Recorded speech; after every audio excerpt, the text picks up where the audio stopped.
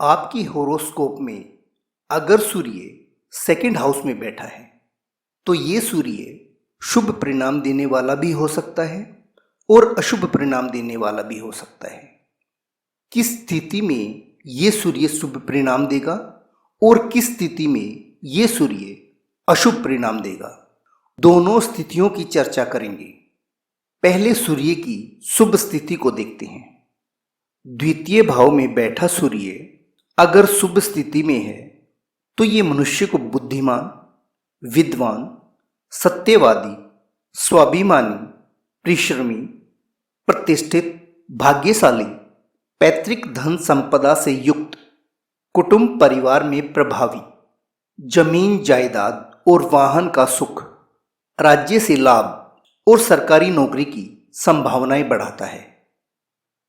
अगर आपका लगन वृषभ है तो दूसरे भाव में बैठा ये सूर्य चतुर्थेश की भूमिका में होता है। अपने घर से 11वें घर में होता है। ज्योतिष का सामान्य सूत्र है, जब भी कोई ग्रह अपने घर से 11वें घर में बैठता है तो उस ग्रह के परिणाम शुभ और संतोषजनक देखने को मिलते हैं।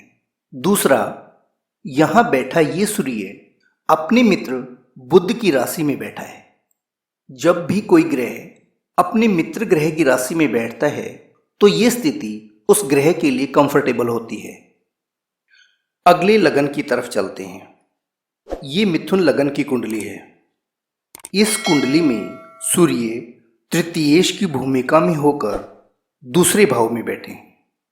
तीसरा भाव जो कि पराक्रम का होता है और सूर्य जैसा ग्रह जिसके पास ना तो पराक्रम की कमी है और ना ही तेज की, यहां बैठा ये सूर्य अपनी आर्थिक स्थिति के साथ साथ अपने परिवार की आर्थिक स्थिति और उसके स्टेटस को बढ़ाने वाला होता है। ये कर्क लगन की कुंडली है।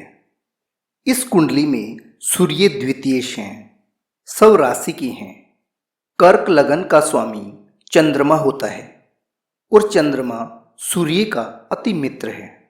इस लगन में द्वितीय भाव में बैठा ये सूर्य स्वयं की राशि में है और जब भी कोई ग्रह अपनी स्वयं की राशि में बैठता है तो मजबूत स्थिति में होता है, शुभ फल प्रदान करने वाला बन जाता है। ये सिंह लगन की कुंडली है।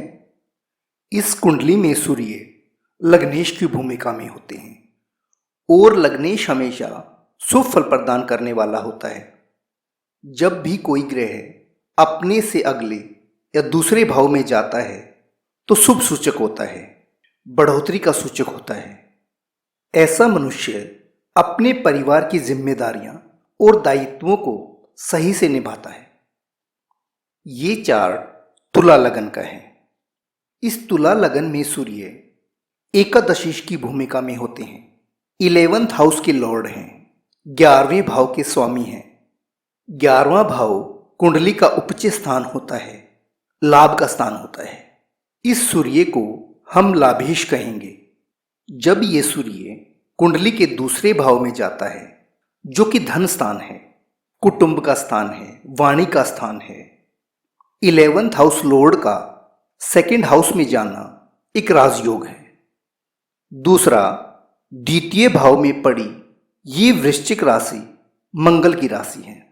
मंगल जो कि सूर्य का अति मित्र है, इसीलिए यहां बैठा ये सूर्य अति शुभ फल प्रदान करने वाला बनता है। ये वृश्चिक लगन की कुंडली है। इस कुंडली में सूर्य की स्थिति बेहद अहम है। ये सूर्य दशमेश की भूमिका में है, 10th हाउस लॉर्ड है। ये दशमेश सूर्य अपने से चतुर्थ बैठा है, अपने मित्र गुरुदेव बृहस्पति की राशि में बैठा है। ये सूर्य लग्नेश का भी मित्र है और जिस राशि में बैठा है उस राशि के स्वामी ग्रह का भी मित्र है। ऐसी मनुष्य की आर्थिक स्थिति बहुत अच्छी मानी जाती है। राज्य से लाभ और उच्च पदाधिकारी भी ऐसा मनुष्य हो सकता है। ये कुंभ लगन की कुंडली है। यहां द्वितीय भाव में बैठा ये सूर्य सप्तम भाव का स्वामी है और जो राशि यहां स्थित है वो है मीन।